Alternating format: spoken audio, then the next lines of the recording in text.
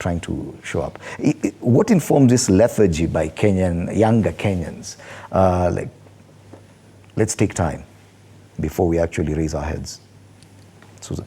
Okay, I think with young people in this country, we've really tried to fight for our positions in maybe elective positions and also in these political parties' positions. But Fred, I tend to think that in politics there is something we tend to ignore maybe, or it is taken on, it's always taken on low tones behind there, which is financial muscle.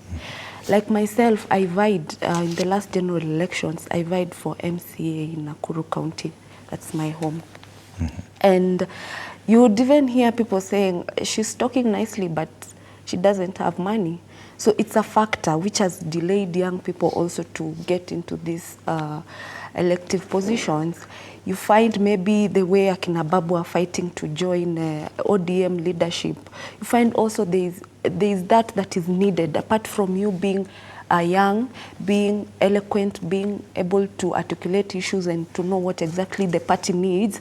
There is also that you need to have as a young person. Which is, we are also finding those already elected as young people also struggling to amass wealth so that they can be relevant, they can be heard, and they can be seen doing something. So we still have a challenge for young people to occupy these positions. And also we have this from the people we are calling old, or the people who've been there for so long.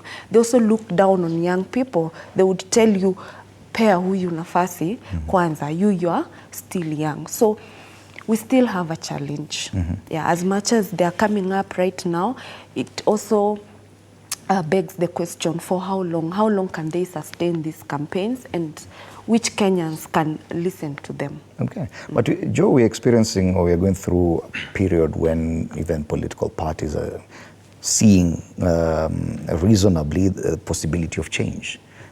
For ODM, for example, with the exit of Raila Odinga, with the succession debate and who's going to take over. We're seeing fairly younger leaders, or even people proposing fairly younger leaders to take over, the likes of Edwin Sifuna, the likes of Babu Owino. But there's still the older generation that are still there and saying, sisi bado tuko. But with this window of opportunity presented by the grassroots elections, both for UD and ODM, because this is something that has not happened in a very long time. Actually, more than 10 years, we've not seen any party carrying out grassroots elections.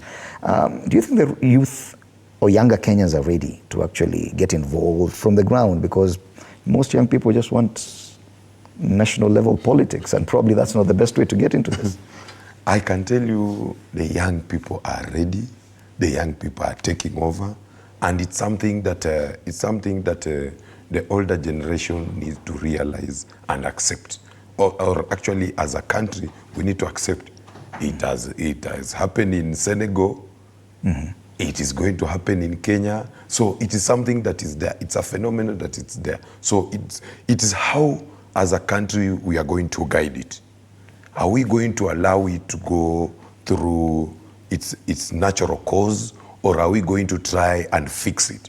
Because it is out there. Even within the ruling party, it is boiling. Up to an extent, last year, the president had to accept, yes, I know there is an issue, but the young people, mkuje polepole, we are going to mentor you. Your story ya kujeni polepole. Hapo sasa hapo kwa kujeni polepole. It is not about kujeni polepole that now we should not demolish the house.